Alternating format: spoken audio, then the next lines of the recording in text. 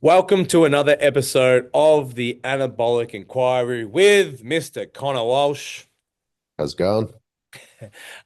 Today, obviously, we've gone through a whole bunch of stuff in the last ones. If you haven't had a suss, please suss out because I feel like this one will be a popular one as well, but it's a little bit more broad. Today's is all about cutting weight, and we're going to delve a little bit deeper into insulin, something that kind of wanted to, he felt like he glanced over a little bit and has a bit more merit to delve a bit deeper into. I'm a weight class athlete. You're a weight class athlete, have been, right? Always, just depending. I mean, like 125 is pretty comfy in there, so I don't think you have to cut too much weight. Uh, No. but like, we're both weight class athletes. We know the importance of it, but we also manage a lot of weight class athletes and deal with athletes doing the water cut or the making weight side of stuff. I am obviously with Connor at the moment, and I'm shattered that because PSL finished. I was very curious to see how he ran that weight cut. So we'll just have to make sure we do another one as another point. But do you want to talk about weight cuts, talk about what athletes should be wearing of, maybe give a bit of background in terms of like general considerations. But what I'm really interested in is what does the week look like? What does the refeed look like? What are we doing in terms of supplementation around that? What are we doing with water and food around that? I want like a as comprehensive idea of like what most athletes should be looking at strategy wise, but of course, male, female, and amount of weight that we have to lose will make a big difference. Yep, definitely. Um, I think the first thing, obviously, that should be addressed as an athlete looking to weight cut is what are you looking to get from it? Mhm. Um, if you're a novice athlete in any weight class sport, it's probably not worth even considering a weight cut. I would just go out, have fun, put up your best performance, worry about these things later down the track. One of the best pieces of advice I got early on was worry about the weight on the fucking bar and not the weight Yeah. on the scale. Do you know what I mean? If the weight on Yep. the bar is not coming up in the earliest portions of your lifting because you're trying to make weight and trying to cut weight or diet or not fucking eat, you should be worried about what the number on the bar is, not the number on the scale. Strongman and powerlifting, not weak or Yeah. light man and power cutting. Not dot So lifting, you know? exactly right. But I mean, at the same time, obviously, as you advance and you'll be in specific weight classes, or have specific aspirations in those weight classes, highly likely. I mean, strongman's a tough one. I also find a lot more novice, intermediate athletes cut weight for strongman because there's less options from a weight class. Like, for example, if you're 110 kilos, you're opens. Yep. So like it's like, are you going to there's less opportunities or less like intermediary weight classes in strongman, which makes it a little bit harder. But still, most of the time I find that you would be fine doing those higher events. The other thing that I'll say is if you're a higher level athlete, but you're doing a local comp, for example, and you normally sit 8 to 10 kilos over your weight class, it's not worth cutting to the your weight class every single time you do a local or regional show to fine tune or have some fun. The only time you really should be cutting weight, right, in that circumstance is if you need to qualify for a nationals or high level event in your country and then for the key competitions that you want to do in that weight class. All the other weight classes, you should just be competing in the weight class above that you're probably fucking in anyway, but it's just not your competitive weight class. 100%. I agree with that from a powerlifting standpoint as well. Yeah, do you see much of that in powerlifting? Yeah, I see a fair bit. I look again, time and a place for it, but the way I tend to approach it, if you're not kind of looking for like a national level podium, then I think probably you're best just lifting until you're at a level where you're pushing for those kind of positions or a record or whatever it is. But um, yeah, I think there should be kind of a minimum set point before you start considering weight cutting as part of your competition protocol. Yeah, I guess like if I was looking at doing a powerlifting competition, I'm sitting at like 114, 115, but it wasn't pro raw. It wasn't like something where I'm like really focused on putting a total up. It's a competition that I want to go do. It's a competition that I want to go fine tune or like go have a fun day out kind of thing. And like not fun day out, but just kind of like have a swing at it. I shouldn't be cutting 5 kilos for that comp. Do you know what I No, mean? Like I should just be going and having a lift. It should just be like a training day, essentially, right? So I think people need to know like when is it worth cutting weight and when is it not worth cutting weight? Now you're at a level where you get something out of putting your body through that, or are you just going to get a poor performance? Yeah, because look, we've seen probably both seen it plenty of times that can certainly impact performance if done incorrectly. Hmm. Um, and I've been on the shit end of it from a health side of things as well. It can well and truly do some detriment on your health. And one thing to keep in mind about kidneys, especially, for the most part, once damage is done to the kidney, it's very hard to reverse it. It's not like your liver where you can cut half of it off and it'll grow back. Kidney damage is very permanent. So yeah, if you have mishaps during a water cut, it's something that you could have to live with for the rest of your life. It could even potentially be something that puts an end to a career, especially in the performance enhancing drug using side of things. Yeah, for sure. Well, and, like that's happened. Do you know what I mean? Like that is like there's cases of that out there. I've heard of guys having that issue where it's like, well, I just can't really, I can't wait, cut weight, but I really can't afford to use PEDs now because my kidneys are not healthy, or I've only got one left now because I have fucked up. Um, and the other thing that I think before we even get into it is like every weight cut is different, right? People Yep, forget this. It's like your body will react differently. It's not just like this was fine last time. This is how it worked last time. This is how it's going to work again. And I'm all going to like, if you get into your water load and you're smacking 8 to 10 liters of water or something and you're not feeling well, but you've tolerated it well last time, it's like things change. Body's in a different position. There's a lot of variables that can impact that. So not every weight cut or not all weight cuts are going to be the same. So if something that worked for you really well last time and you felt super healthy and performance is great, might fuck you completely the next time. yep.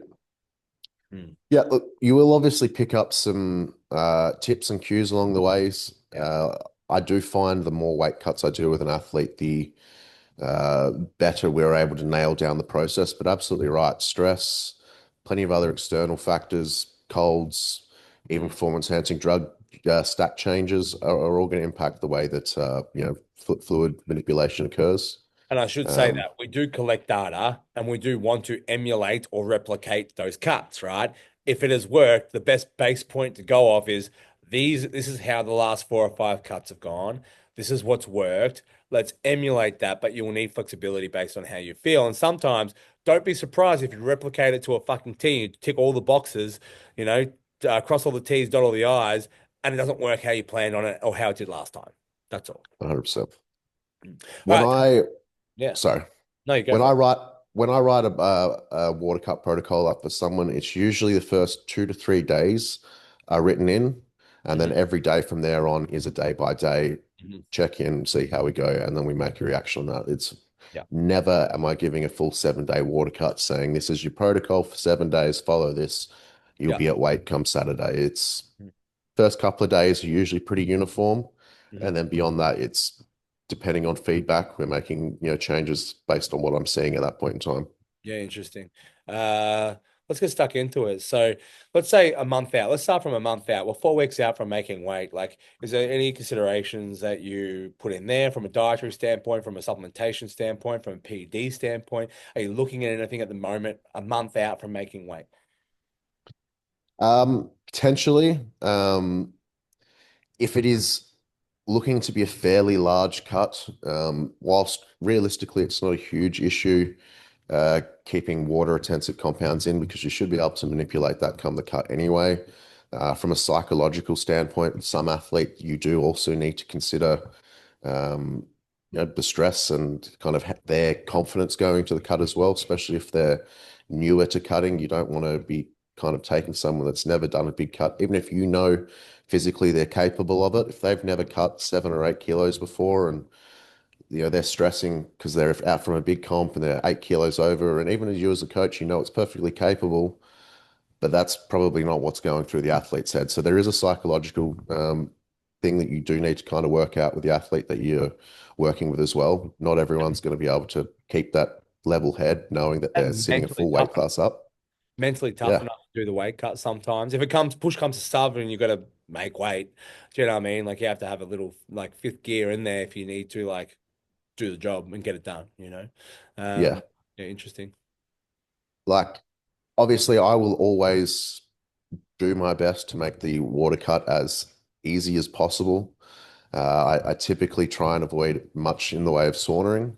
But Hmm. when when you're 7 days in a water cut and you've got 12 hours left and you're still a kilo and a half over, you're Yeah. not fucking pulling the pin on that. No. Like Yeah, you've got that far now. yeah, It's yeah, yeah. You like jump in the you've sauna. committed. Now it's Yeah, time hot for bath you or to, sauna. yeah. So yeah, for sure. That's a part. You do need to make sure you're ready for it, and you need to make sure that you're ready for it no matter what the case is, because as you said, everything can be a little bit different. Even if you've had an easy water cut in the past, things do change. Yeah, 100. Um, Ideally, at 4 weeks out, I would like, and again, this is going to be all situational dependent, but I would like to have had the athlete already dieted at that point and be kind of sitting at maintenance, or even in a very small surplus, depending on, obviously where their weight's sitting. One, to fuel training, and two, so that we're nice and full of glycogen, sodium, and fluid and everything as well. So that when we do come into the water cut, we have something there to deplete. We're not just already depleted coming in. Yeah. Can we just circle back on that? I want to put more emphasis on that because that's something that I think people forget. It's like if you are underfed or in a deficit leading into the cut, have been in a deficit for a while, your carbs are already low or have been low for a considerable time into that. So I mean you're already depleted, you will have less water. Do you know what I mean? Like your manipulation or capacity to manipulate water will be far less, right? Yep, considerably less, and even just fluid and gut weight. If you're, especially the larger guys, like if you're, I mean, some of my guys are at 4,000 calories and losing weight. There is still a lot of trash sitting in your stomach there that can be lost Yeah. come the end as well. Maybe compared to a smaller girl who's been eating 1,600 calories, the amount of gut weight that you're going to lose from manipulating fiber and maybe using a laxative towards the end is going to be completely different as well to that high intake large male. Yeah. Yeah, for sure. Um, yeah, at around about 4 weeks out, obviously there's going to be different cases depending on where you've come from. Ideally, I'm trying to have you already roughly at the weight that I want you to be at, sitting and maintaining at this spot. Not always the case. In fact, I would say a lot of the time, whilst that ends up being the plan, um, you end up having to diet a little bit longer. Maybe there's a mishap somewhere along the way, something happens, a holiday, whatever it is. You end up a little bit behind plan and you got to diet a little bit further in. And obviously, you'll just have to make changes as you go, depending on kind of how things are tracking. Um, but otherwise, nothing too crazy at 4 weeks out. It's pretty well just performance is still the main goal. Obviously, we're keeping an eye on body weight, making sure that we're in range. But at this point, we're still just trying to make sure that training is as good as it can be to peak for the comp. Yeah, it's like, and that's probably something to really consider, or like people forget. It's like performance, especially 4 weeks out, is the key goal. You're Yeah, 4 weeks out, that is your prime time. Like that, like 4-3-2. Do you know what I mean? Two maybe might be tapering or something like that, but 4 and 3 weeks out, they're usually some of your key best strength weeks, right? The top week, it might be your peak week, but it's basically expressing strength potentially if you are pushing into that third week. Your 4 and 3 are really going to be primarily for a lot of high-end athletes will be your peak weeks, right? So performance is super imperative. So androgens stay in, even yeah, like water retentive androgens. You might, and this is the psychological thing, you might feel fucking heavy. Do you know what I mean? You might be like getting 4 weeks out, getting yeah, close to comp. Do you know what I mean? Like starting to still pretty far away from that weight class. Do you know what I mean? Like it starts to get a little bit like, oh, I'm pushing it, but your food's high. Carbohydrate, if you're a performance athlete, is probably stupid high. Do you know yeah, what I mean? And the androgens are high. Do you know what I mean? yeah. Like that should be kind of like where, and obviously fluid intake is high, right? Yeah. 4 weeks out.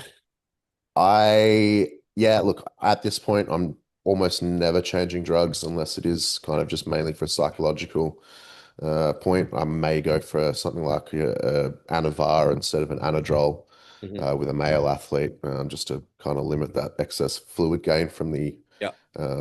oral. However, usually I would pull the oral during the water cut anyway. Okay. Even if a client's not water cutting, I tend to pull orals out during the peak week until the 24 hours out, and then the day of, I'll bring the oral back in anyway.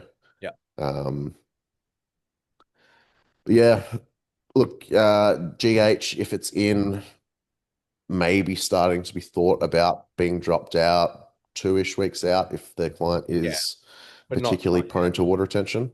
Mhm. So let's fast forward to 2 weeks out. So we're 2 weeks out from competition, 14 days out from making weight. Yep. essentially. Now we start to get a little bit more, like you said, considering taking the GH out. We're 2 weeks out. Body weight, androgens, food, water, etc. What considerations are we making 2 weeks out coming into this water cut? At 2 weeks out, if we're where we want to be weight wise, I'm still not making a huge amount of changes yet.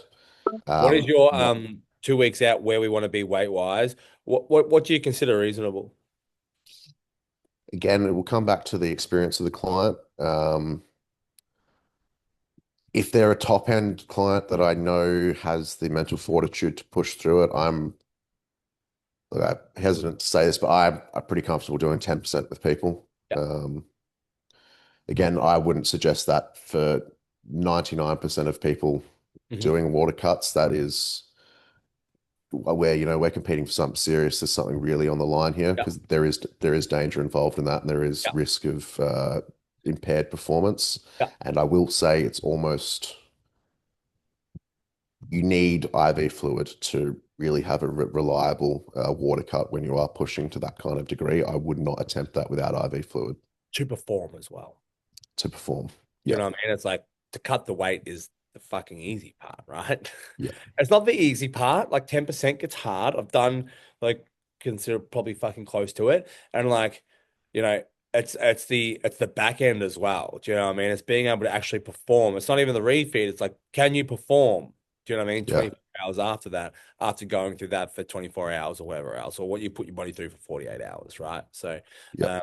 that's the real consideration. But yeah, so we're sitting at maximum 10%, hopefully closer to, depending on the client's experience level, right? Yeah. Look, I would say for most people, if they can aim to be around 5%, that is a reliable water cut that's generally quite manageable, both from a getting to weight perspective and a rehydration perspective, even without things like IV fluid. And a sauna. Um, Do you know what I mean? Like yeah, 5%, you can make weight, no sauna, not have to jump in the fucking hot box, not kill yourself in a hot bath, and not have to use IV fluids and train and compete fucking fine the next day. I would totally yeah, agree with. Yeah, I 100%. think that's easy to make that like call. Yeah, definitely. Um, At 2 weeks out, most things are staying fairly similar. I am probably pulling your food. If we're on like a macro tracking program, I'm probably starting to uh, kind of narrow down the food choices, make things a bit more consistent, make sure bowel movements and stuff like that are at a good point. Um, we'll actually slightly backtrack a little bit. If it's a large cut, at about 4 weeks out, I'll have the client start taking both AM and PM weights, Hmm. and then I will calculate an average float weight over the last 3 to 4 weeks leading into the cut, which is just the average overnight drop, Hmm. which gives me a rough kind of ballpark of where I'm going to need them to be if it's a morning weigh-in the night prior to weigh-ins. Yeah.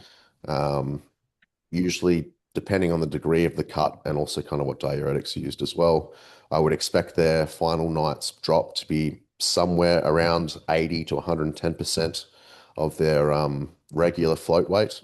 Interesting. Um, obviously I have a rough ballpark now of where you need to be 24 hours out because I typically don't want athletes going to bed on weight the night before. I want them waking up either on weight or a couple 100 grams over to quickly just knock that last bit out in the morning Yeah, so that yeah, they yeah. are as minimally dehydrated for as short of a time as possible. Um, yep, back to 2 weeks out, kind of just narrowing food down. I might increase fiber a small amount at this point just to make sure that we have got really regular bowel movements. Um, yeah, nothing too crazy. General caloric intake's probably going to stay very similar. And maybe pulling cheat meals and stuff like that out as well if they are in the program. Yeah. But otherwise, again, still same goal was kind of finishing off prep, driving recovery performance, um, and yeah, just kind of narrowing kind of the unknown factors down by just removing some of the kind of variables from the diet, I guess. Yeah. We are now 7 days out from weigh-in, or like the week of weigh-in and competition, etc., etc. So let's say we're weighing in on a Saturday morning, so we're Saturday week out. Do you know what I mean? Really kicking off on that like Sunday, Monday, likely like really starting to dial things in a little bit closer. Um, but even like let's walk out sort of like from Saturday all the way through. Do you know what I mean? Like day by day. Obviously, there's some flexibility, and obviously we're making some generalizations, right? In terms of like a 60 kilo female and 110 kilo male are going to be very, very different. But there's some generalized rules or some general concepts that will maintain the same. And the ideas here will be transferable. It's just that's the scale at which those are implemented are obviously going to be Yep. different. And obviously, the other thing, probably just to mention, is we're going to have more flux. Do you know what I mean? Like a larger human is going to have more flux. You're going to see greater fluxes in a larger human than a smaller human. And then it's the same scale often, but we're just bigger. So you'll see bigger swings and a little bit more like variation or variability in like a larger human, I think, as well. It's important to note. Yeah, Sure. 7 days out, Saturday. Talk to us, Saturday to Saturday. Yeah, so this is where I'm starting to kick things up, definitely. 7, sometimes 8 days out is where we're starting the kind of official cut protocol. Mhm. As far as food goes, this will range anywhere from going straight into a keto, zero carb diet, anywhere to, if it's a very small cut, they may even keep their training day diet for the last couple of training sessions until maybe 4 days out. Mhm. Typically, the middle of the road for me, what ends up being is I'll typically put them on their rest day meal plan, which is generally at around about a maintenance calories with a slightly reduced carbohydrate intake, a little bit higher fat, as you kind of know from your meal Yes. plans. 100%. Yep. Um, that's kind of that middle of the range. So if they're in the kind of 5 or 4 to maybe 6 or 7%, that's probably what I'm doing for the first 2 to 3 days.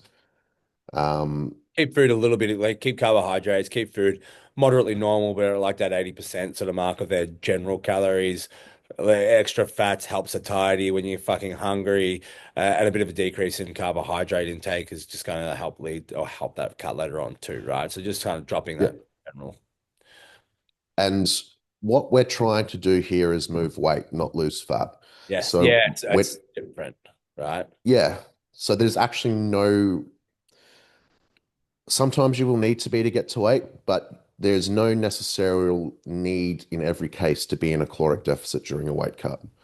Mm. Um, if you can hold calories at around maintenance, I've even had some, especially with females, where food is lower, where I've actually increased their total food from a caloric point throughout the weight cut, but through reducing carbohydrate and obviously glycogen storage, which is dropping fluid and the actual glucose from the muscle, you're still able to get a reduction in body weight despite caloric intake maintaining or even slightly increasing. Um, so, yep. Yeah, right. That's cool. Yep.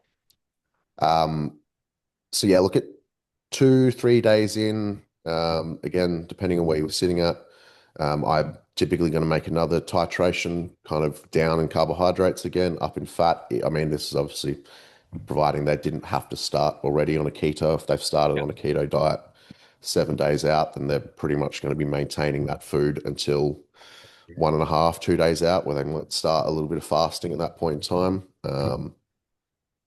Also, if I do take them straight to a zero carb, it's usually not actually like a full zero carb. I will normally keep something like some avocado in throughout the day for a fiber source. And I usually have some psyllium husk also being used just to keep bowel movements moving. Mhm. Um, I will keep fiber relatively high regardless. If they do have carbohydrates in these first few days, I will be keeping fiber high. Keep in mind, fiber does draw fluid into the stomach.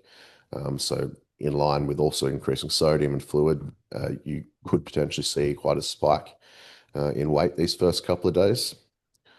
Um, so say we're from 7 to 5-ish days out now. That's kind of what covers food. Sodium wise, again, this is going to vary depending on the case and also psychological um, reasons. I kind of consider this as well. Typically, I would start out at quite a high sodium at 7 days out, depending on the individual, somewhere between about 4.5, they're quite small, or all the way up to 8 to 10 grams of sodium or 10,000 milligrams. Mhm. Um, if it's a first weight cut and it's not a huge weight cut, I may not crank the sodium up because it does tend to cause that big spike initially, which can be a psychological nightmare for And some you go to people on their bed and first you're weight cut. 120 kilos and you're like, Yeah, I'm holy 15 kilos fuck. away now. I've gone the other fucking way. What happened? Yeah. So if it's something that I know is going to be manageable, I will tend to skip that step with people if I can, purely just from a psychological point, as I just don't want them giving me that call, 6 days out. They're like, we're up 5 kilos. What's going on? It's not working. Just chill, chill. Yeah.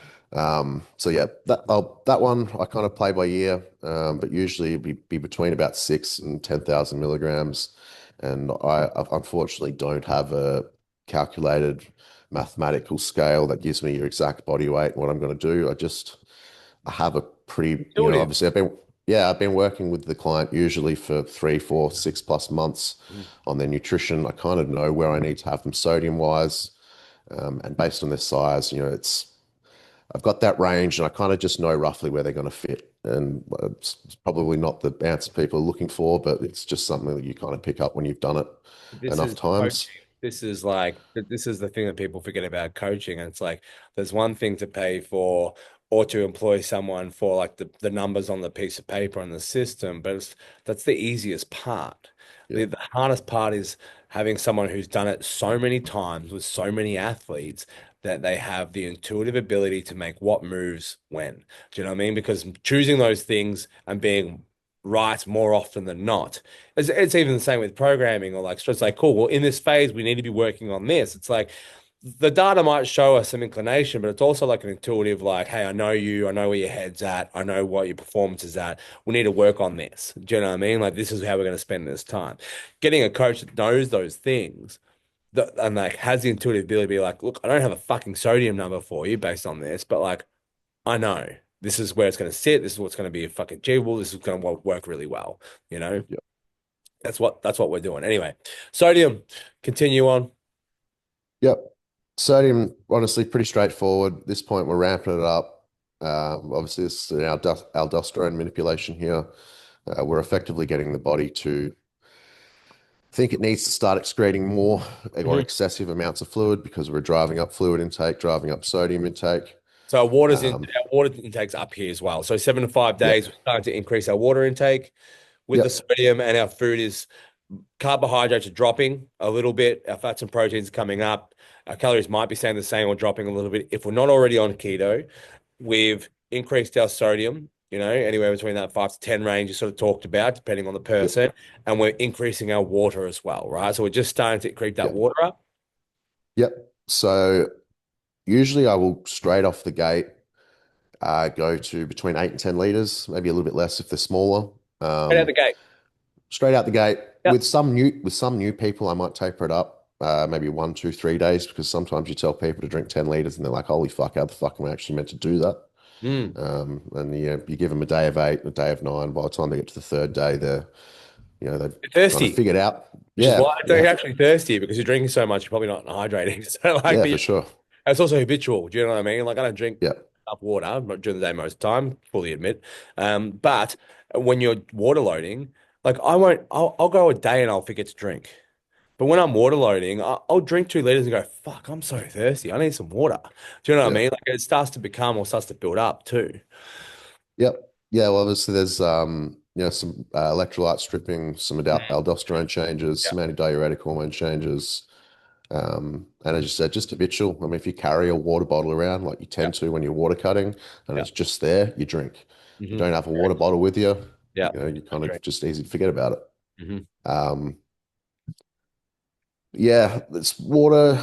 Typically, I'm using tap water at this point as well.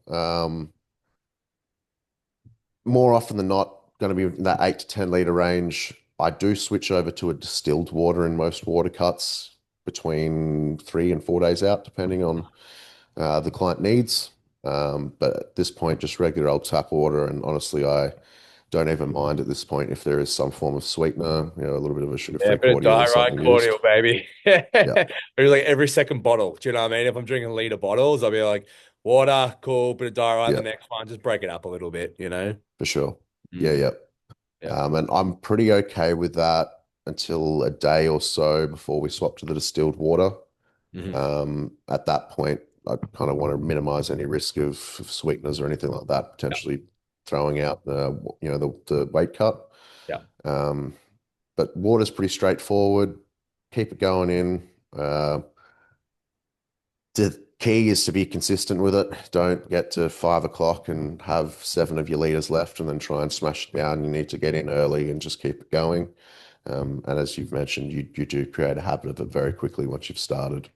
You can also Um, time. I sort of try and schedule it. So like, if I've got 2 liters, I got to drink 2 liters every, sorry, 2 liters every like 2 hours or something like that. Do you know what I mean? Or yeah, 3 hours. So if I'm up at 5 o'clock, I'm going to bed at 10 o'clock. You can, if you schedule it out, you have like a 2 liter bottle and you know you're going to drink five of these between 5 o'clock and 10 o'clock or 5 o'clock and 9 o'clock. Like it's actually quite achievable. Do you know what I yeah, mean? You just got to be consistent with it and actually on it. yeah, for I sure. feel like scheduling those bottles out through the day and having a bit of schedule makes a big difference because you'll end up getting busy. Like I'm a fucking the biggest culprit for it. I'll get sidetracked, I'll forget about it, I'll do something else, and then I've got 5 liters to drink and it's 6 o'clock or 5 o'clock. I'm slamming a liter, drinking a liter, and then I'm drinking a liter after dinner, and then I'm trying to play catch up. Yeah, And then I'm up for all sure. night. Yeah, pissing, Yeah. pissing. Yeah. Yeah. Yeah, no, I did a few water cuts back when I was still in high school, and they were always funny when you're in year 12 or year 11, and Can miss, I do I got piss. It just went 5 minutes ago, but I've got to go again. it? And also, if you're flying, that's another consideration there. Well, I think of that Worst. as well. Get an aisle Nightmare. seat, bruh. Get an aisle seat. Yeah, definitely. Yeah, and Um, pack water. It's really hard. Like I've been on flights where they're like they will not give you that much water because they've got yeah, bottled water. Do you know what I mean? They'll have a few bottles for the plane or something like that, but they don't. There's no fucking tap. They're not connected to the yeah, water. So if you're on like a long flight and you're water loading, it can be very difficult. So you need to make sure that you're packing enough water if you fly. yeah, definitely. And also, just while we're on that, if you are flying, especially if it's long, like if you're doing an international trip to America, you will need to account for that in the water cut protocol because you will almost certainly retain more fluid during that period of time. Like two So kilo flux, you find normally about that. yeah, yeah, but yeah, a 10-hour plus flight for sure. Yeah. Interstate, not too big of a deal, but those long ones, yeah, you need to be careful. And I would plan to fly ahead. I would not. You see a lot of times clients and athletes will fly in the day before weigh-ins or the night before weigh-ins, and that is very risky if you're trying to make weight. Very, very risky. I actually much prefer, it's a bit boring, but I much prefer doing my like the 5 days. Do you know what I mean? Like if Yeah, I'm making weight on the Saturday or the Friday, I'd prefer to be there on a Sunday and do majority of my water load. Do you know what I mean? There. Do you know what I yeah, mean? Like I might drink a bit more. I might drink like taper my water up, for example. I might drink 6 liters on the plane or that day of the plane. It's manageable. It's not too bad, but my main portion of that weight cut will generally be in the place that I'm competing, and I'll make weight there and do the weight cut and all that sort of stuff. I find it yeah. much easier. At least 3 days, flying 3 days beforehand to account for the water and do your actual weight cut there as well. Yeah, look, I mean, like if you're competing locally, that last week, you're taking an easy week. You're probably going to go get some remedial or some physio or chiro work done.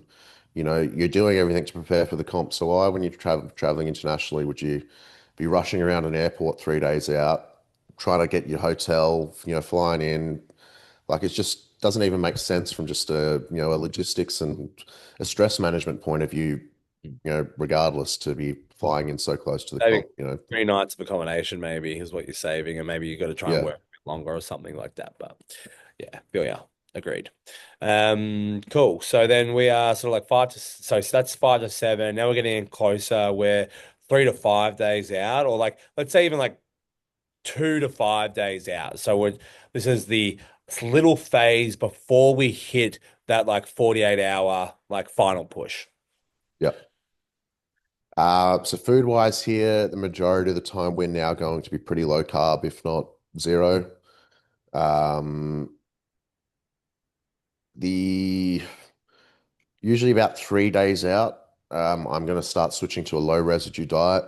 So removing like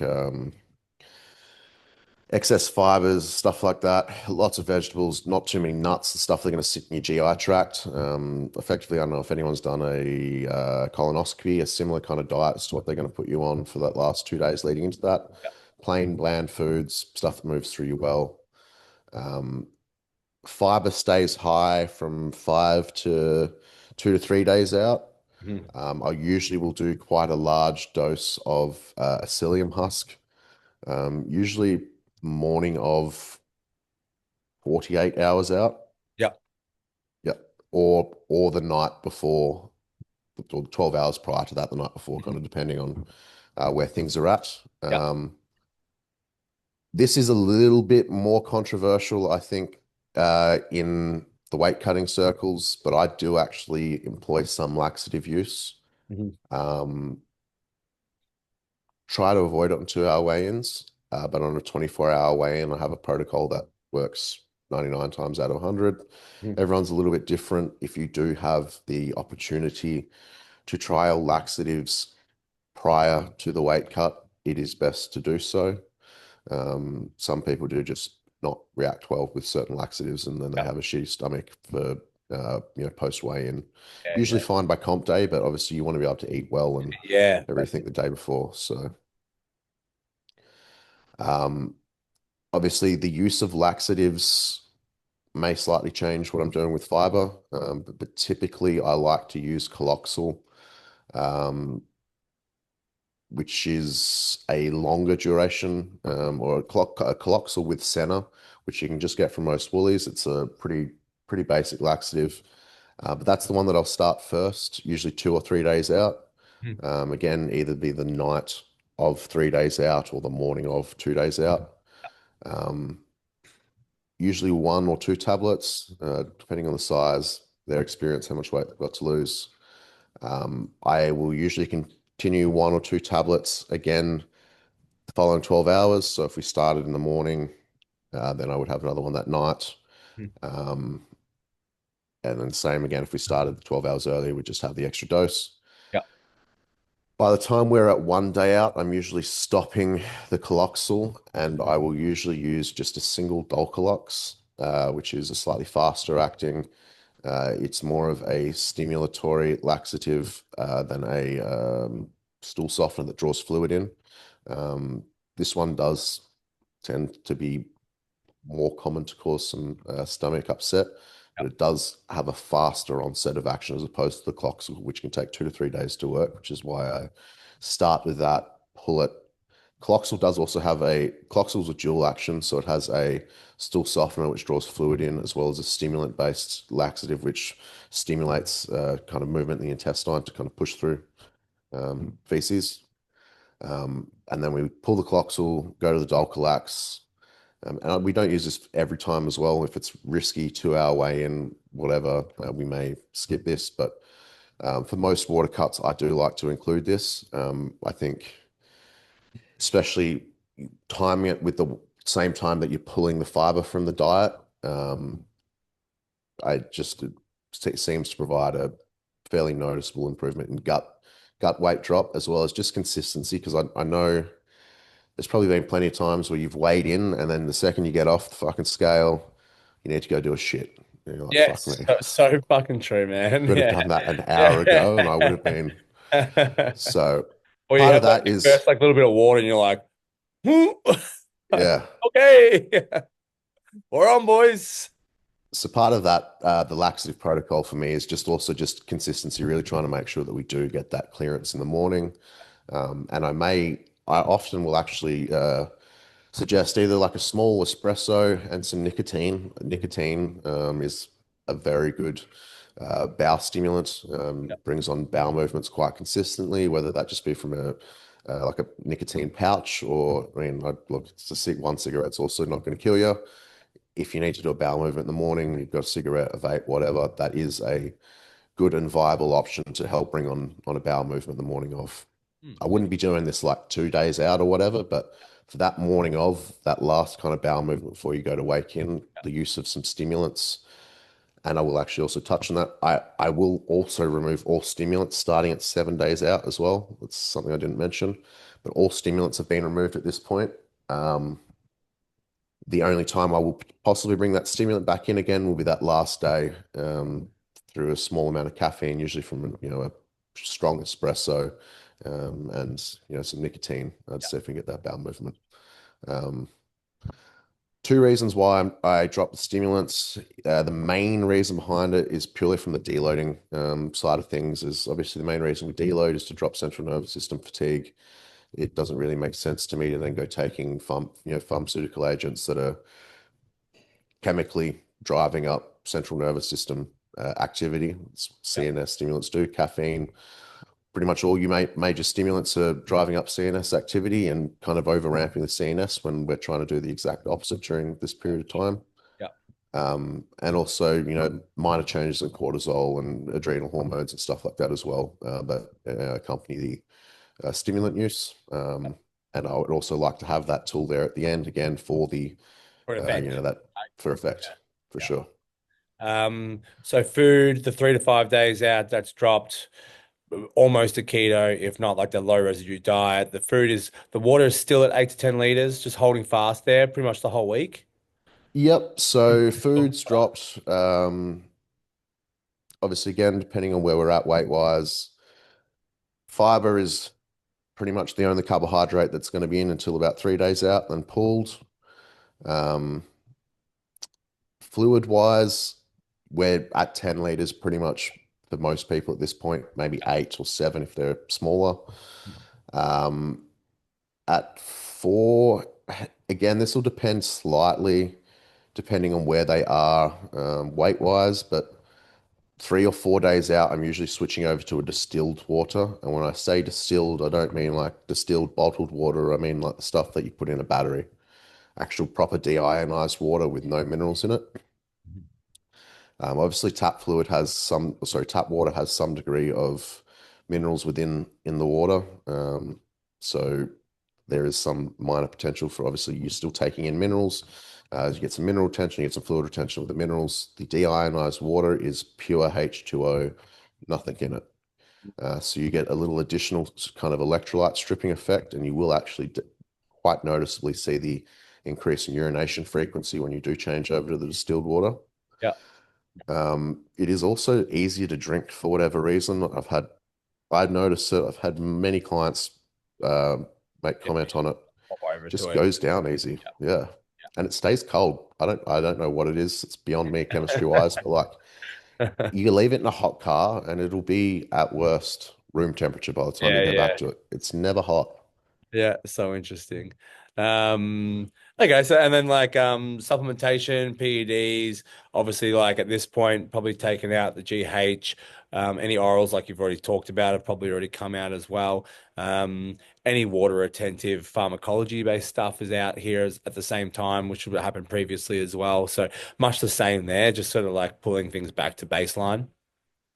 Honestly, if I'm running injectable water retentive stuff at this point, I'm not going to pull it. I'm just going to leave it all the way in. Um, Because you're not taking any, you're taking water in, but there's no glycogen, there's no like minerals and stuff like that. Like you're not too worried about it with the decrease of everything else. and because if they're taking stuff, then diuretics are also on the table, and we're kind of able to undo Mhm. Of that undo the anyway. impacts of Yeah, the androgens and even growth hormone. Sometimes I'll leave growth hormone in yeah, depending on the individual, and just effectively use diuretics to counteract some of the sodium reabsorption yeah. traits that the androgens have. Mhm. Um, So we're so yeah, cutting look, water. Oh, sorry, keep going. no, you go. I was gonna say, so we're cutting water. We're 24 hours. I mean, like we've got our last push, so 48 hours. You've got your last day of like water loading. So I'm assuming exactly the same as those last ones, right? So like you sort of already alluded to, here's where the fiber drops out. So we're 48 Yep. hours out, 2 days out. We take the fiber out.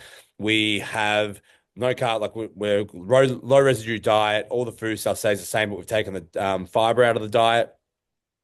We're still on 10 liters of distilled water only, and our supplementation or PED side is exactly the same. So Yep. that's 48 hours. And I'm assuming that day is exactly no change, right, from where we've built to.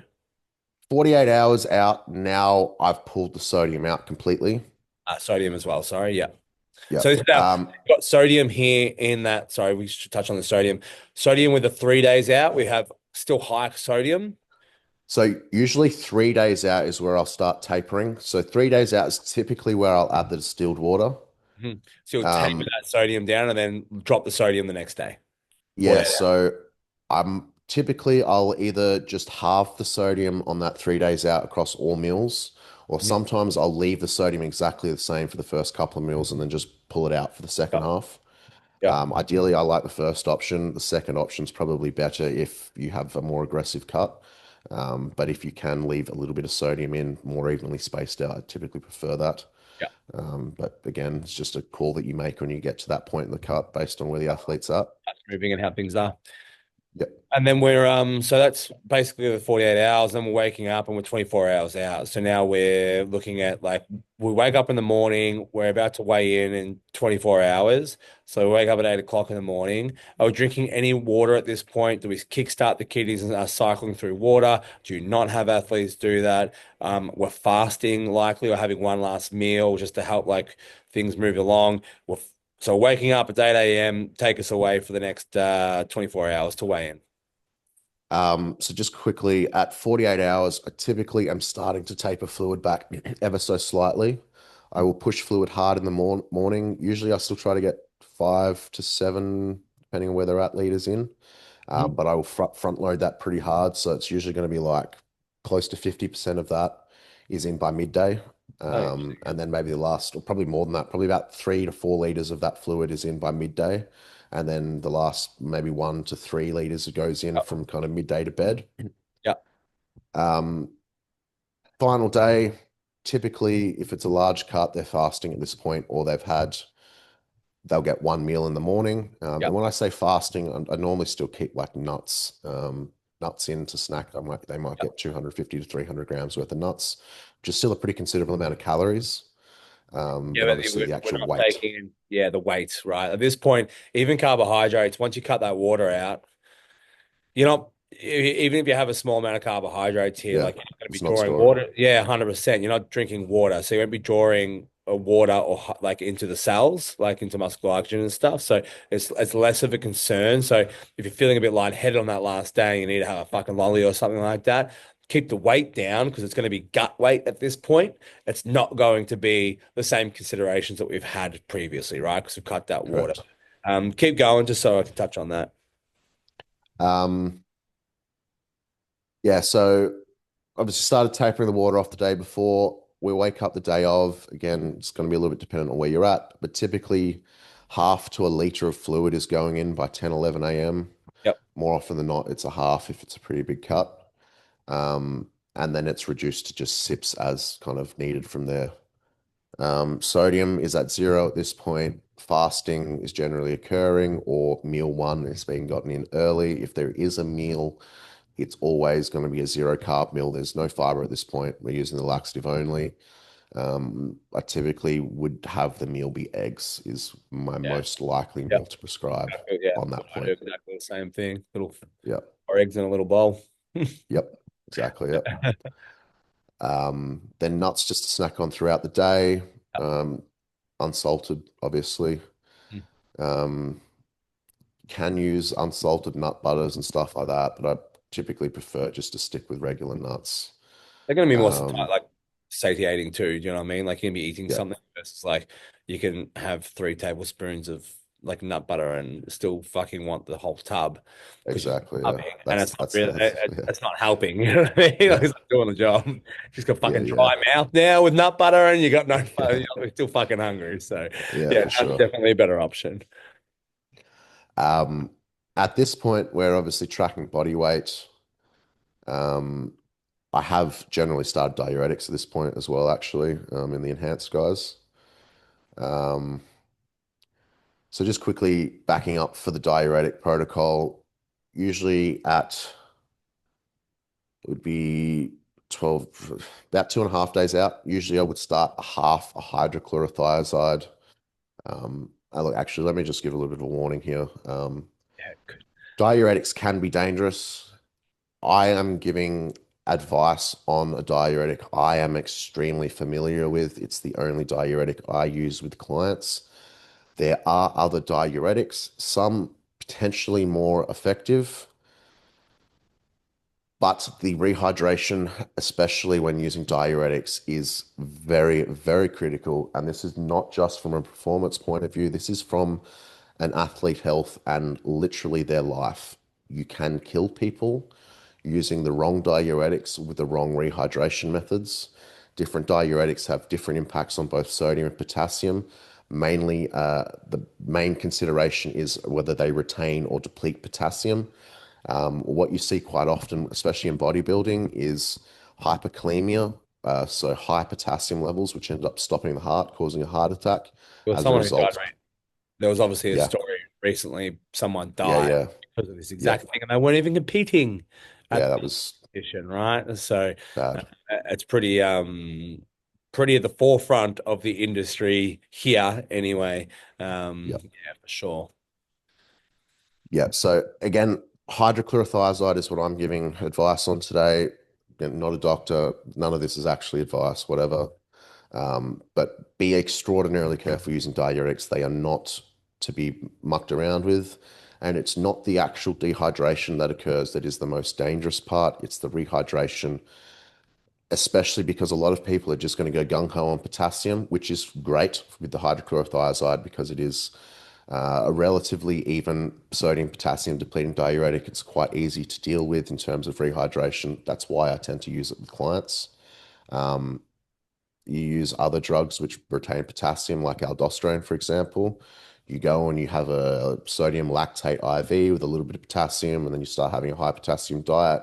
All of a sudden, your potassium's at a six millimole in serum, and now you're getting arrhythmias, and you're having heart problems, and you're at a risk of a heart attack. And people do die of this.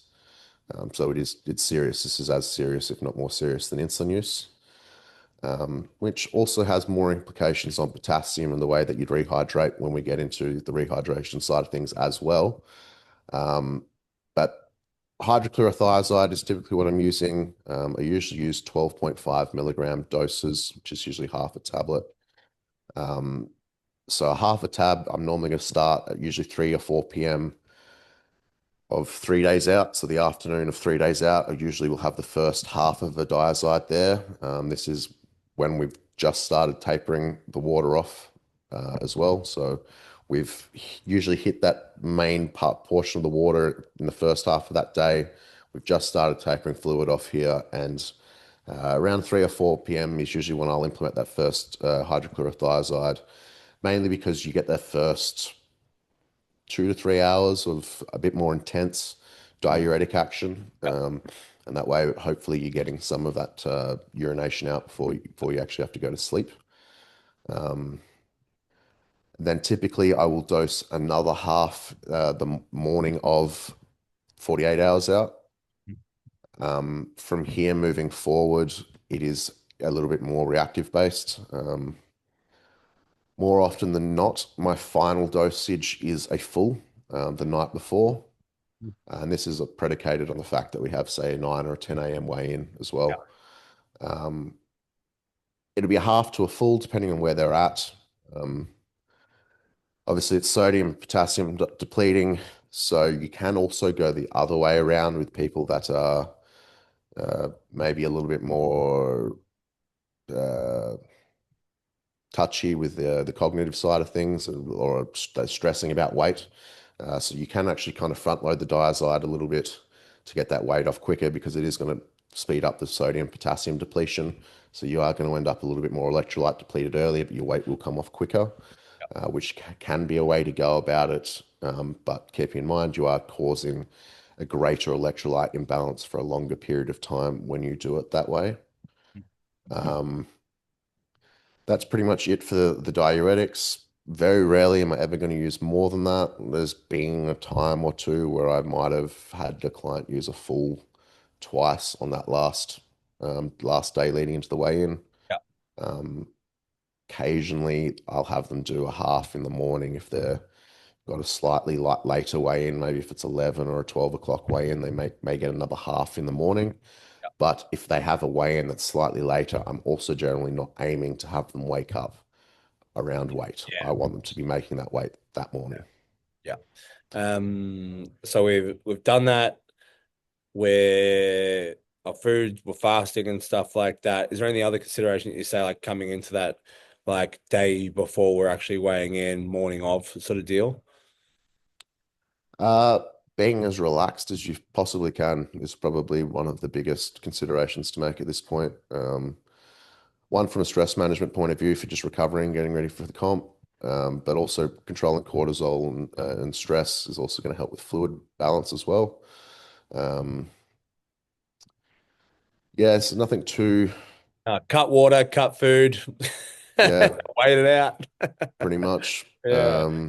I mean, do you have a hot, if they are a little bit heavy, you're waiting to the morning of the weigh-in for them to jump into a sauna or a bath. Like you're advising not to jump in there the night before. Is there a point where you go, you know what, like let's get you a little bit closer based on that float weight? Yep. At the night before, I may have people start sauntering or hot bathing. Hmm. You have a Typically, preference on whatever's easiest. I think saunas are more efficient, but they also are a little bit more stressing. yeah, for sure. Um, Hard to like six in one, half dozen in the other, like yeah, you're definitely going to need to spend longer in a bath than average on a sauna. But I also think for most people, especially if they've got to leave their house to go to the sauna, just being able to do it in your own home can be more accommodation. Do comfortable. you know what I mean? If you're Yeah. staying in accommodation or something like that. I've got one very small question. So sauna, spending a long time in the sauna, mineral manipulation. So like I've done a lot of mineral manipulation or like really slamming sodium, et cetera, and then pulling it all out. I've done previously in one of my last weight cuts. Injury risk from like long sauna bouts versus not using a sauna and using like mineral manipulation and like even like a diuretic. Do you find that there's less injury risk from one or the other? Because minerals are quite hard to, if you don't have an IV, are quite hard to replenish, right? To be able to get that. So is there a risk if we don't replenish minerals properly for injury risk, or do you think that like spending a fuckload of time in a sauna the day before the competition is a bigger risk? I think the sauna is a bigger risk. I think the net result on minerals in the end is going to end up being very similar anyway, because you're still having a very, very large mineral flux, especially in sodium. When you're sauning, you lose a lot more sodium throughout your sweat. Um, Maybe it makes it a little bit more straightforward on a rehydration point of view if you're really only having to worry about rehydrating or replenishing from a sodium standpoint. But the systemic stress creates a sauna is an acute stressor, obviously, and Yeah. quite a intense one at that. Effectively it's a full-blown training session. You should be almost considering, I would consider a sauna very, very close to like a steady state zone two cardio session to your body from a stress Fresh and standpoint. yeah. So I honestly, I would say 80% of my clients don't sauna at all on weight So cuts. interesting because like in the industry, saunaing and like stuff so fucking normal. Like you just accept like, Yeah. okay, cool, we're just gonna be in a sauna for a couple of hours. You know what I mean? Yeah, Like, it's hardcore yeah, it's just like it's if it's avoidable, like we should be avoiding it, you know? at all But, costs if you can, for yeah. sure. Okay, interesting. All right. Morning of, waking up, it's time to fucking go. Like we're ready to go. We're at weight. If we're not at weight, we're probably just jumping in a hot bath or something like that very quickly to strip the last bit. We're not doing too much. If one consideration, if you are underweight, you can start micro hydrating. Do you know what I Yeah. mean? Like dipping some coconut water or whatever your recommendations are about to be. But we weigh in, so probably glide over that. If you are fucking 105, 104.7 the morning of, have 200 mils of fluid. And then in another hour, have another 200 to 250 mils and just stay under the 105. You don't get extra points. I'm using 105 as a reference point, but you don't get extra points for being underweight. So start hydrating to make the hydration process easier, right? Yep. 110%. Cool. And the goal is to make weight, not be the lightest. I have a Yeah. lot of people that'll be like, I'm going to weigh in at 99, but why? Yeah. Yeah. 99.9, baby. Exactly right. 100 if we can, you know what I Yep. mean? Like, all right, so we weigh in, and then the most important part, so the most imperative part of the weight cut is the refeed or the replenishment phase, right? So, what does that look like for you into for the next like 12 hours or this replenishment phase? So we've weighed in, we've made weight. We're gonna take an IV straight up. Are we gonna drink water? We're not gonna drink water. Yep. So IV, ideally, often I will have a client put the IV in actually before they weigh in. They'll weigh in with the cannula in their arm, obviously clean, covered up, all that. Especially if it's not a 24-hour weigh-in. So that way they can come off, hook straight in, Yep. get the fluid and get going. Um, I will have them rehydrate with oral fluid, regardless of if they're doing IV fluid or not. Typically, that first solution is somewhere along the lines of about a liter of a standard, a Powerade or whatever. Usually 250 to 500 mils of coconut water for some potassium. I like to have 10 to 20 grams of EAAs as well, just for like a fast protein source effectively to drive up recovery. Obviously, we probably fasted the last 24 hours. I have 5 grams of creatine monohydrate for additional hydration benefits in this shake. 2 grams of taurine for electrolyte balance. I usually have a little bit of glutamine if they have it as well. Predominantly they're just for gut lining because you're probably about to give it a bit of a hammering over the next 24 Yeah. hours. 3 mils of glycerol. If you're using a liquid, you can just get like vegetable glycerin from Woolworths. Um, does give some people the shits. If you've never had glycerol before, don't mega dose it. If you've had it, like I use glycerol regularly intra-workout, about 10 grams. You can go higher, but 3 grams is pretty safe for most people if you don't consume it regularly. Um, and then usually about a gram of salt for sodium in that one there as well. Usually I'm having them get that in as pretty much the second they get off, and I want that down in 30 to 45 minutes. That's about a liter and a half to 2 liters of fluid. So it's relatively quick pace to get that first one down. Um, I usually have them do another shake that is very similar. Um, After that, I usually don't have the EAAs or the glutamine in this one because at this point they're eating again now. That's the other thing. I'm not usually having them eat until they've finished their entire first shake Yeah. either. I want that fluid down first. Fucking asshole. Yeah, I know. Uh, it's tasty. I Yeah. mean, another option you can go with that one is some pomegranate juice in there as well. Oh yeah, fun. Pomegranate juice, coconut water do go together Yeah, really nice. yeah, nice. Um, but yeah, and look, you're going to smash that down. Most people are having that shake done within 30 minutes. I Yeah. effectively want You it fucking drank cooked it, yeah. yeah, I want it drank as quickly as you can without making yourself feel bloated and kind of, upset from drinking too much. Once that first shake is down, I'm happy for them to start moving on to their first meals. Um, Obviously, I actually will touch on food later. Um, Second shake, very similar. Get rid of the EAAs, the creatine, glycerol, taurine, and salt can all stay in. This next shake go down over like the next 90 to 2 hours. And then there's usually another one of the exact same thing again, which I do probably again over the next 2 to 3 hours. And then just continue to hydrate on Whatever. whatever, honestly, yeah, whatever you find tasty. Yeah. I know they cop a lot of hate, but just Powerade and Gatorade, Maximus, your general Yeah. isotonic sports drinks, fine for this. Not everything has to be packed with electrolytes.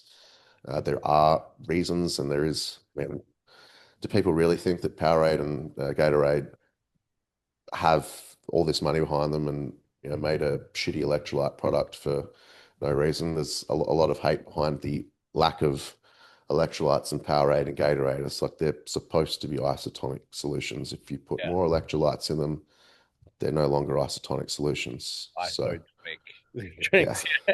Yeah. Anyway. Yeah. moving on from around there.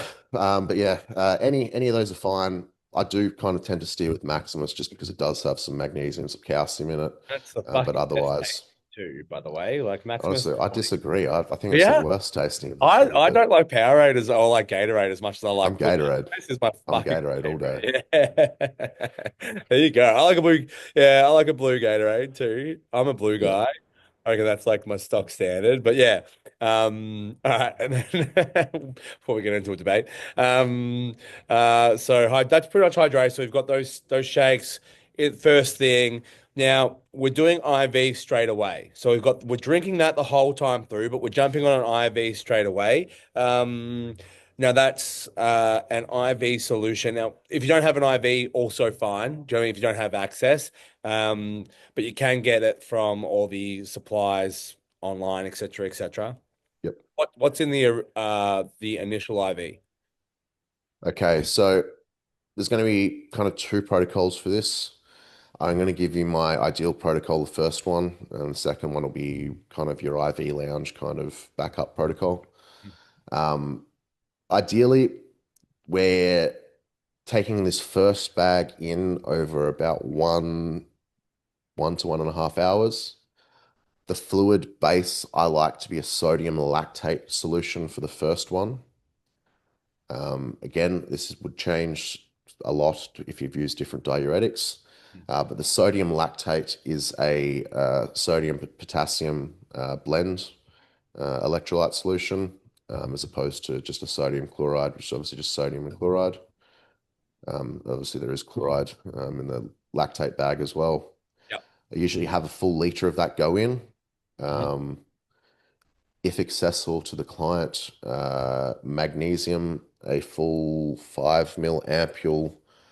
I believe it is magnesium. It's sulfate is the injectable or the intravenous infusion that I use with clients. That's one that's you can buy IV supplies online. You can't get magnesium online, and don't go injecting non-pharmaceutical grade of magnesium intravenous. That's another thing I will 100% preface. Do not use underground products through IV solutions. Stick with pharmaceutical grade only. I know you've injected it 100 times in your ass cheek. It doesn't matter. This is going straight into your vein. If you get an infection, you are at risk of sepsis and full systemic infection rather than an isolated. Yeah, exactly. So be careful with what you're injecting yourself intravenous. Again, not medical advice. I'm not a doctor. You shouldn't be Yeah. doing this anyway. But yeah. Yeah. Exactly.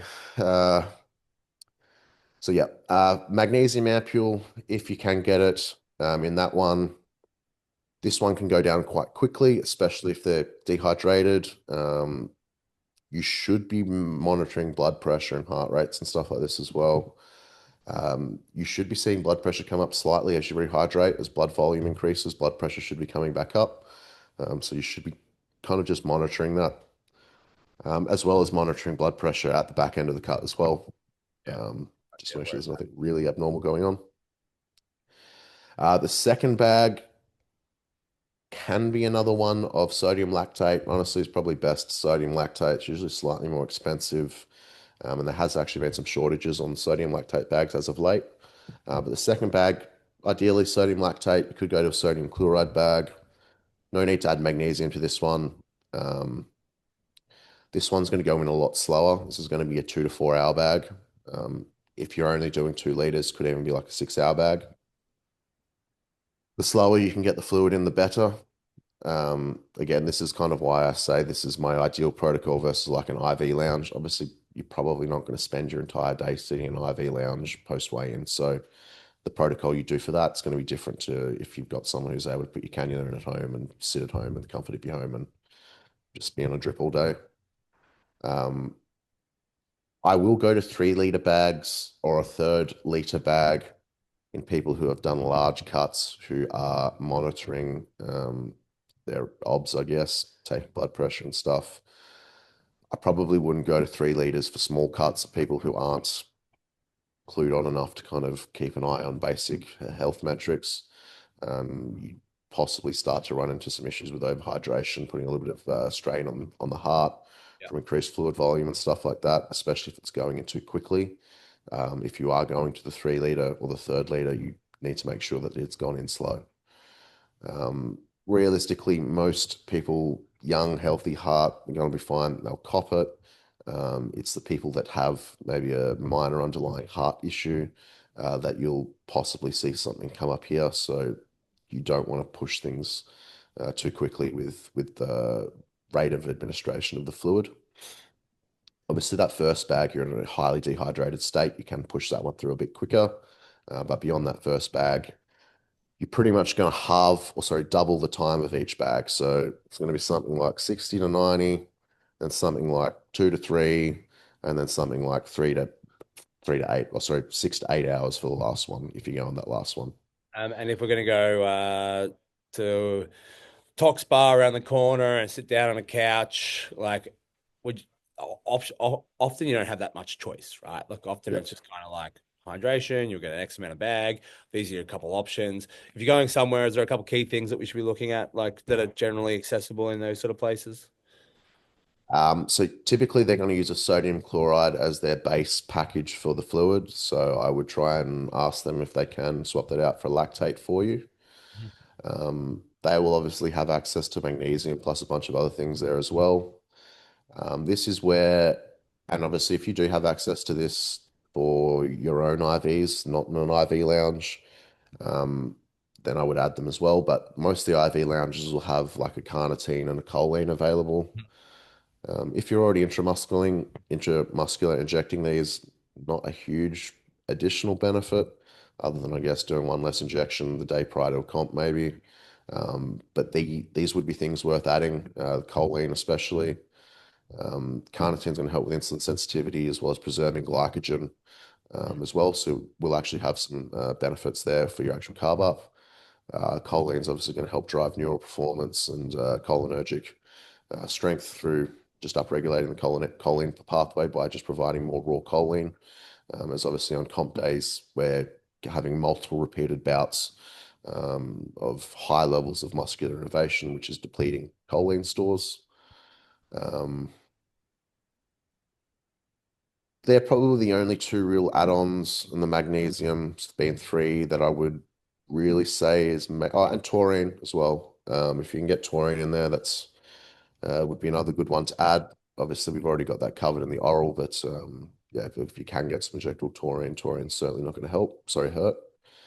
Um, with the IV lounge, obviously, try and swap the base bag for a sodium lactate. They may have limitations on how quick they're going to push things through or how slow they'll push things through. So that's going to dictate a little bit on Yeah, you kind want of less what flexibility. you can do. First bag, if it needs to, and you're quite dehydrated, it can go in 30 minutes. If Yeah. you need to put that first bag in 30 minutes, it can go in 30 minutes. Second bag, slow it down. You know, if you could spend 4.5 hours there. And look, the other thing is you don't have to have them all at once. You can unhook a Go down, cannula.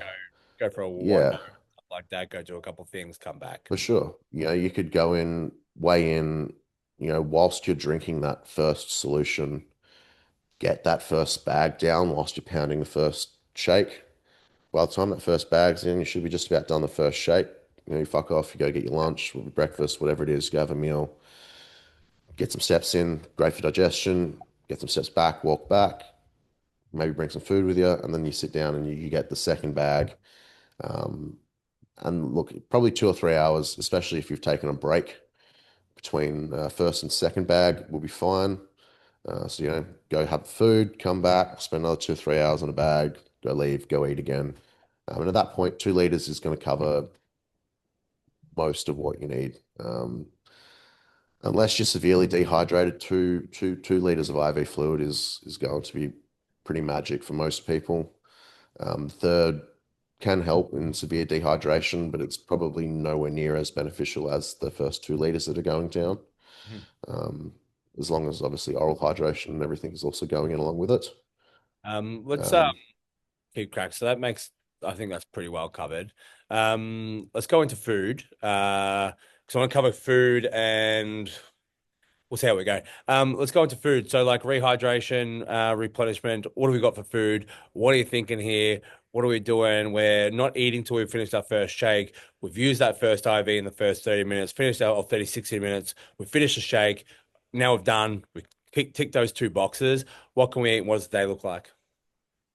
Very pretty boring here. It's going to be very similar to what your regular training days have looked like. Mhm. I'm just going to be pulling protein down slightly. Usually, I'm going to have protein set.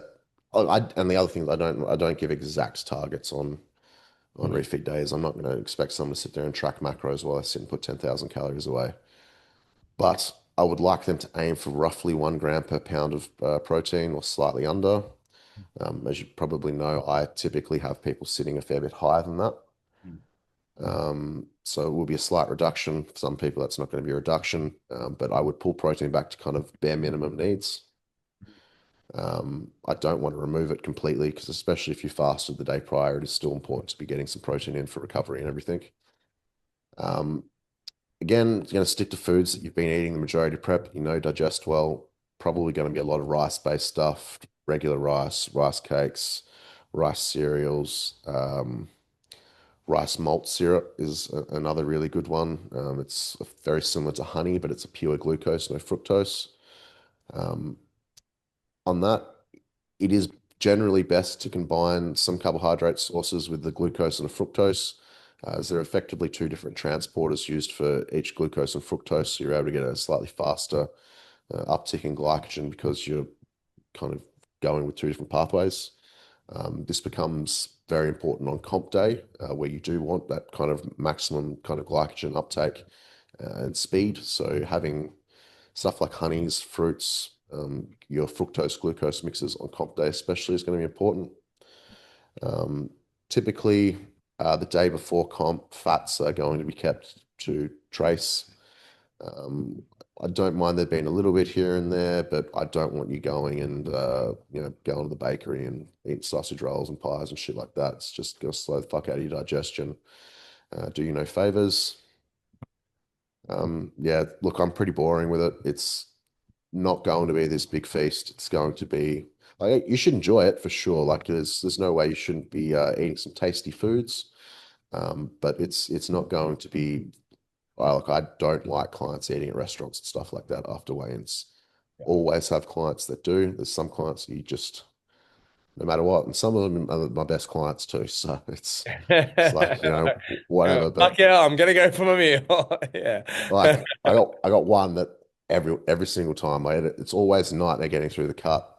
We get there, and I mean he wins every fucking time. But Yeah. Red Rooster, you have the plan Yeah. for him. He's like, right, I'm off to Red Rooster now. Oh fuck, okay. But yeah, just stick to things you've been eating. Shit, is going to digest well, easy digesting, predominantly carbohydrates. Get your kind of bare minimum needs of protein covered. Trace fats. You maybe do a little bit of fat with your final meal when you're done kind of eating for the day. Eat until you are full, but not. I mean, you don't want to have this big, massive bloated stomach the next day. Um,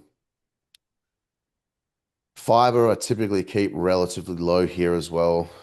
Mm, I do like to get some fiber in from like some bananas and stuff that still has a little bit of caloric value alongside it as well, just so that you're not really constipated.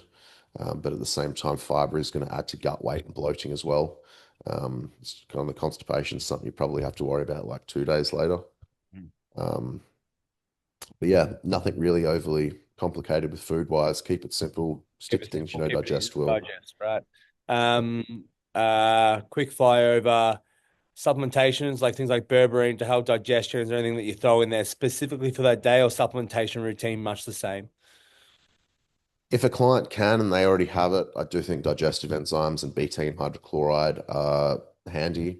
Yeah, I'm not not gonna usually push going to it. make Yeah. them go and buy it. Do you, from like a supplementation standpoint, do you advocate for like an insulin during the refeed, or is it something that you kind of like are like Massive fan of give or insulin. take? Insulin and Okay. IV fluid are like, honestly, they are. Let's spend Insulin and 5 minutes IV on the fluid are insulin. just, Yeah, and yeah. a quick And chat about honestly, the combination with the IV fluid is, I will do insulin and IV fluid even if I haven't cut. yeah. Okay. It's that magical. Honestly, the amount of weight and just general replenishment that you can get from that combination is. I have done. I've put on 13 kilos without cutting from IV fluid and insulin in 24 hours. No cut. No All cut. right. Please go on. So we weigh in, right? So we've weighed in, we've got some, I'm assuming like you're gonna opt for like a Nova Rapid or something like that, like a fast acting insulin on this day, I- between meals or something like that. I'll actually go with the combo if they are experienced. Yeah. Again, this gets dangerous if you're pushing insulin, so proceed with caution and only do what you're comfortable with. It's not advice. It's just what I do personally. But I will use honestly quite a large dose of a slow Lantus or immediately. something in the morning straight away or after Yep. one. Yeah. Yeah. Sometimes I'll even front load like or pre. Obviously, the onset of a slow's long. There is no peak to it. You don't really have to worry about going hypo unless you're really fasting and you've had it in your system for a bit. But often I'll put that slow down kind of on the way to the weigh in. Yeah. Um, Dosing is going to be individual based. I have taken large amounts of Lantus. I have used upwards of 100 units post weigh-in. Not in one hit. Obviously, Yes. keeping To in clarify. mind, yeah, like I have used 100 units of Lantus per Yeah. shot before Yeah. as well. Yeah. Um, Keeping in mind, like I personally will put 1,500 to 2,000 grams of carbohydrates away Yeah. in a post weigh-in day, and I've used lots of insulin. Mhm. So So one, experience. Two, slamming more carbohydrates than your average man, woman, or fucking yeah. animal can. So, so right, and then so you're taking a large dose or like a bolus dose of like insulin on the way to the weigh in, and then you're taking your fluids and your IV drip. Now, you run us through like the other insulin stuff. Yep. So I will typically use a combination of glargine. So that's my preferred basal. Mhm. Lantus to JO is the kind of brand names that you'll hear for those. And then Aspart, which most Australians are going to know as Nova Rapid. Um, I will still use a decent amount with meals, but not as much through here. And it will be reactive based on blood glucose usually as well. Um, I typically try to get my blood glucose back down before 5 before I eat again. Mhm. So insulin dosing is going to be based off that to Yeah. some degree. It's not always going to be the case, especially if you're having like you're grazing at points, which you often do end up doing on these days. It's not just like set meals. Yeah. Um, but basil will be somewhere between 5 and 10 per meal, Uh-huh. so not crazy, crazy. And it might be every other meal. Obviously, if I've had one shot and a smaller meal and my blood glucose is relatively low Yeah. and it's already at a 4.5, I'm not going to go taking another 5 or 10 units of Novo because I just don't need it at this point. Um, but I would say I probably end up on average using between 20 to 30 units, maybe 40 units of Novo throughout the entire day. Um, Yeah. for me personally, I would say an average refeed ends up being about 80-ish units of a slow and 30, 35 probably of a rapid. That's like that's intermittent throughout the day. Like that's with each meal you're Yep, taking yep, your like Nova Rapid and you're taking the Glargine or like a Lantus, just a couple times, like two or three intervals throughout that day. yeah. Four. So there's probably yeah, it'd be 3 to 4 for the Novo, and then usually I just split the Lantus in half, about 12 hours apart. Cool. Um, cool. And And first Lantus dose is often slightly larger, like it might be like a 65-35 split. So if I'm doing just use 100 to make it easy, I might do 65 in the morning, 35 at night. yeah, and then that Nova Rapid is just generally pretty evenly split between those three or four larger meals. Yep. Around those pre or post meal, not really. Um, It will depend on blood glucose. Oh, sure. Um, if I am ready to eat physically, but my blood glucose is still really high, like if I'm still at a six, and honestly, I do this sometimes just on a day-to-day basis. If my blood glucose is still elevated, I might shoot preprandial insulin, wait for my blood glucose to start falling back towards about where I want it, and then I'll start eating. Yeah. If it's already where I want it, and I know I'm just having a large meal, it's usually postprandial insulin. I'll either inject it with the meal or Yeah. just after the meal. Yeah. To help manage. Um, Subcutaneous intramuscular also can be used to your advantage if you know what you're doing in terms of changing the pharmacokinetics of the drug, speeding up the onset time.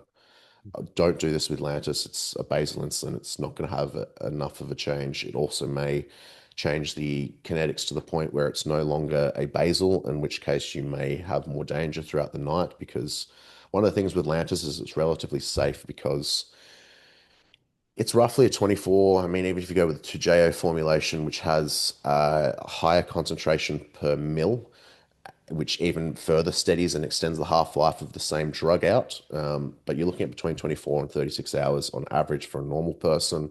It's probably slightly less than that for someone with a high metabolic rate, like you typically see, especially in your larger males. Like we may see a 20-ish% reduction in the realistic onset and effective times of that in our population versus Gen Pop. But you're getting that entire, say, even if it's 100 units over 24 hours, that's only about 4 units of insulin that you're getting per hour. It is definitely, people will say it's impossible to go hypo. It's possible, definitely possible, but typically your body is able to regulate itself well enough with that low of a dose of insulin. Obviously, when you start stacking the rapid on top, very different, gets dangerous. But with basal alone, your body is able to kind of modulate cortisol and glucagon and epinephrine to bring up blood glucose levels when it senses that they're getting too low and stabilize things. Um, so it's, look, there have been attempted suicides with Lantus where they've taken two or three entire pens and then fasted, you know, attempting to die and have failed. Very And slow, this is long way. Yeah. taking like literally thousands of units of glargine at a time, and their Yeah. body has still managed to Yeah. regulate Manage itself. it. So, Yeah. And just worth noting, like everything that we've said today, it's a sliding scale of severity. Like this is like a you want to make a big fucking cut, let's go. Do you know what I yeah, mean? Like this is we've sort of given the example of like the upper end. All of this, if we're up here at the upper end, all of this is a sliding scale depending on if you've got 3 kilos to lose, don't do all this fucking, don't throw everything that we've said into your fucking protocol. Do you know what I mean? It'll be a sliding scale depending on the needs of the person, depending on the severity of the weight cut, depending on your experience in weight cutting. There's so many variables. So the key thing that we can say, or the key thing that I'll say, is like go seek someone who really knows what they're doing. And if you're interested in experimenting it, do it with a guide. Do you know what I mean? Like do it with someone. yeah, But always remember, like, yes, if you need to cut 10%, this is probably something that you're going to refer back to and go, okay, cool. Like, how do I do this with maximizing my performance? But if you're cutting 2% of your body weight, you're going to neglect or negate a lot of what we've said today. It's not going to be essential. Some of it will be profitable, some of it will be fine, but you just won't need to. And like we said, it's the art of making weight, not getting underweight. yeah, exactly right. Anything that we'd like to add quickly to the end of this? Look, I'll just use personal anecdote. I've had a full kidney failure cutting weight. I had one when I was 18, and it wasn't a big cut either. It was, I think it was slightly on, it was about 5% on the knocker. Um, I ended up getting gastro the night before weigh-ins. I was at weight the night before when I started throwing up. I was having a big head-to-head with Joel McCorn at that weekend, and I just wanted to fucking win. So I was like, you know what? I was 18 at the time. I started throwing up. I'm like, nah, fuck it. I'm Is he just your gonna client keep. now as well? Is that Joel? Here's my client now, yeah. But I was like, fuck it. I'm not gonna worry about it. I'm gonna weigh in as light as possible and try beating on formula. We'll take, we'll just keep throwing, So I didn't start. Obviously I should have started rehydrating at that point. decided not to. I overshot my cut significantly, ended up weighing about 96 kilos, so about 4 kilos further than what I'd intended on cutting. All rocked up. They let me weigh in early because I looked that fucking terrible that they were like, holy shit, let's get you in. I went home, started trying to rehydrate. Everything just coming straight back up. Couldn't keep anything down. Tried to get an IV put into me. Vein collapsed 3 or 4 times, bled everywhere. At this point now, I was in severe pain from cramps, like to the point where I would vomit, and I literally couldn't vomit in the toilet. I had to lie flat on the floor and just vomit because if I made any flexion at any joint anywhere, it was the most excruciating and like physically unable to uncramp a muscle without someone like actually prying it back open. Um, and yes, obviously that went on. I couldn't rehydrate. The cramping is causing severe muscle damage. So I actually ended up getting full-blown kidney failure with rhabdomyolysis as well from the excessive breakdown from all the cramping. By the time I went to hospital, my eGFR had dropped to a 13, which is end stage. We're about to put you on dialysis. If you don't piss in the next 30 minutes, you are like, yeah, we're putting you on dialysis. And luckily, I just passed urine within their acceptable time range. They shoved me with a 13 gauge cannula, which is so thick that it leaves a scab on your arm when it comes out. And I had 20 liters of fluid pushed into me over about the next 24-ish hours, and my piss looked like red wine. They would have loved you too. They would have been like, Like they had a field day with fucking me. guy. Like they would have just dragged you Yeah, over the fucking coals. yeah, yeah. And I had a few, like actually, I got fucked over pretty bad with this because I had, it was meant to not be on my medical record, um, or wasn't meant to be getting sent back to my GP because my GP was a little bit tricky at that time. And I knew that if she found out about other stuff, she'd just stop helping me at all.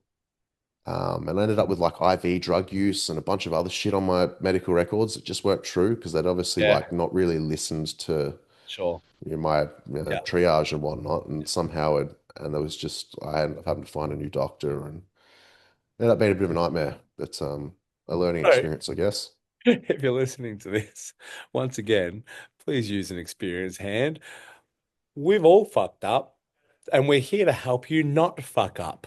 Do you know what I Yes. mean? Like that's part of like that's most of our job is like, yo, we've been doing this for fucking 10, 15 years and we've made all the fucking mistakes. We can help you navigate most of the fuck ups that we've made and just speed this process up for you and make it a little bit healthier and make sure you don't end up like Connor on the floor of fucking emergency room, not able to fucking move. So, um, Like I make jokes about this now, but at the time that could have 110. And when I was in my hospital bed at that point in time, when they told me my kidneys failed, I remember the first thing that popped into my head was just, wow, that's powerlifting done. I'm never going to be able to take steroids again. yeah, yeah. And that is what that 110% could have been the outcome. Not like, but like, not also like, well, I was almost died. Yeah, I've got I ain't fuck about powerlifting dying. I just want to fucking powerlift. I just want to beat on. Joel. So I can't compete tomorrow with against Joel. I That's all we I know. literally put up a sorry post and fucking sat there and I remember fucking watching the comp like it was that was actually also the comp that Phil Wild put up the first 400 kilo squat Oh, in yeah, sick. WA as well. Yeah, But yeah. yeah, Joel ended up getting the win on that one. Bit of Yeah, no controversy shit. there, but All right. Thank you so much for joining us. Another episode of the Anabolic Inquiry. It's not a bad finish. We should probably leave with that story, I reckon. Um, we'll see you next time. Have a great day, and we'll catch you soon.